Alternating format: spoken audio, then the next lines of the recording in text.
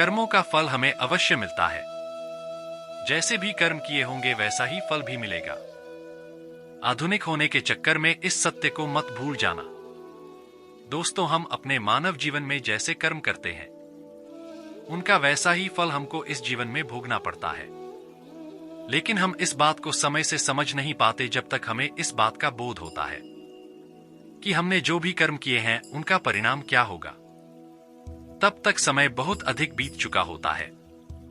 कि यह कर्म कितनी प्रकार के होते हैं, वीडियो शुरू करने से पहले हम बताना चाहते हैं कि आप हमारे चैनल पर नए हो तो लाइक, कमेंट और सब्सक्राइब जरूर करें। आपके एक लाइक से ही हम मोटिवेट होते हैं और हमें प्रेरणा मिलती है। हमारे भारत में कई महापुरुषों ने कर्म के विषय में कई शोध किए हैं।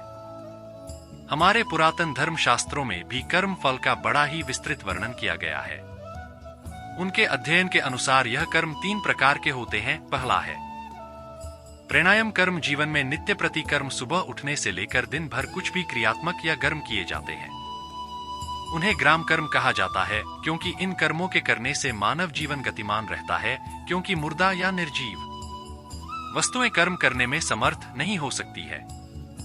नित्य प्रति कर्म करना हर जीव का कर्तव्य है। कोई व्यक्ति अपनी बुद्धि के अनुसार कैसे भी कर्म कर सकता है, लेकिन यह ब्रह्मांड कर्म उसके जीवित होने और एक गतिशील आत्मा के होने का आभास करते हैं। इस प्रकार से किए जाने वाले नित्य कर्मों का फल अधिकांश साथ साथ ही प्राप्त हो जाता है। जैसे यदि आप भोजन को ग्रहण कर लेंगे तो आपकी भूख स्वतः ही शांत हो जाएगी। यदि आप स्नान कर लेंगे तो आपकी देह भी शुद्ध हो जाएगी और आपको स्फूर्ति एवं सुख का अनुभव होगा। इन कर्मों को करने के लिए आपको कोई अतिरिक्त शक्ति का उपयोग नहीं करना पड़ता, जैसे कि दिन भर की थकान के बाद आपको निद्रा अपने आप ही आ जाएगी। आपकी थकान के उतर जाने पर आप स्वयं उठ जाएंगे। किंतु यदि आप अलसी को धारण कर लेंगे तो आपका यह कर्म आपको जीवन की गति से दूर ले जाएगा। आपको इसके दुष्परिणाम भी भुगतान पड़ेंगे। इस प्रकार से किए जाने वाले कर्म कम कर्म कहलाते हैं। कर्म है संचित कर्म। यह बात तो निश्चित हो चुकी है कि आपको कर्म तो करने ही पड़ेंगे। कुछ ऐसे कर्म भी होते हैं जो कि हम करते तो हैं, लेकिन हमें उसे समय यह ज्ञात नहीं हो पता कि इन कर्मों का परिणाम क्या होगा। इस प्रकार से हम कुछ ऐसे कर्म भी करते हैं जो हमारी दृष्टि से बिल्कुल सही एवं सटीक होते हैं, किंतु प्रकृति, समाज एवं अन्य प्राणियों के दृष्टिकोण से उचित नहीं होते। हम यह अक्सर यह सोचते रहते हैं कि हमने जो भी किया उसका हमें अच्छा ही परिणाम मिलेगा, लेकिन कई बार ऐसा नहीं होता और हमें अपनी कर्म करने की सोच में परिवर्तन लाना ही पड़ता है। इस प्रकार से कर्म करते हुए कुछ ऐसे कर्म भी होते हैं जो कि हमारे चित्त की अंतर्दशा में जाकर एकत्र हो जाते हैं।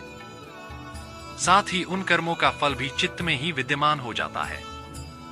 जब तक हमें अपने इन कर्मों का फल प्राप्त नहीं हो जाता, वह कर्म हमारे चित्त में भी समाहित रहते हैं। इस प्रकार के कर्मों को संचित कर्म अर्थात संचय कर रखे गए कर्म कहा जाता है।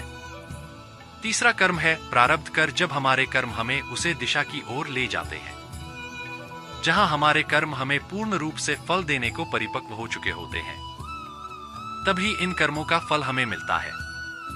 इस प्रकार के कर्मों को प्रारब्ध कर्म कहा जाता है।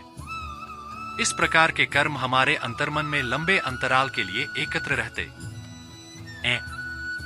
यह कर्म कई दिन, कई माह, कई वर्षों तक अर्थात 15 साल, 30 साल, 50 साल, 100 साल या कई जन्मों जब तक है, तब तक भी हमारे भीतर ही विद्यमान रह सकते हैं।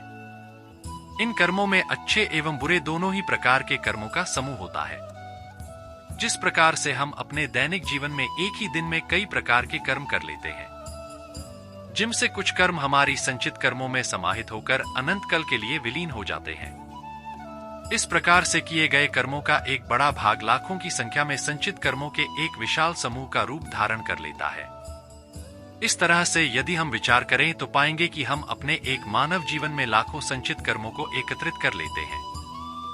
यदि हम अपने पूर्व जन्म के कर्मों को भी इनमें सम्मिलित कर लें तो हमें क्या होगा कि ऐसे बहुत सारे अनगिनत कर्म अभी बाकी है जिनको भोगना अभिषेक है, ताकि उनका कर्म फल हमें प्राप्त हो सके। हमारी शास्त्रों में एक प्रकार के ज्ञान योग का भी वर्णन किया गया है। जैसे ही मनुष्य साधना शैली के द्वारा इस ज्ञान योग को सिद्ध कर लेता है, इस समय उसके जीवन में से प्रारब्ध कर्म समाप्त हो जाते हैं।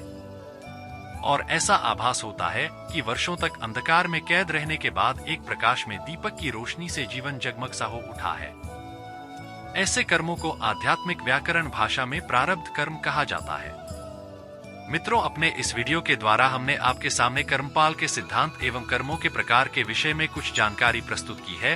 भगवान श्री कृष्ण जी ने भी श्रीमद् भागवत गीता में कहा है कि अर्थात ही मनुष्य तू फल की चिंता कर बिना किए जा, तुझे तेरे किए हुए कर्मों का फल अवश्य ही प्राप्त होगा। यदि आप भी इस विषय में अपने विचार देना चाहते हैं तो कमेंट बॉक्स में अवश्य लिखें। जय श्री कृष्णा। धन्यवाद।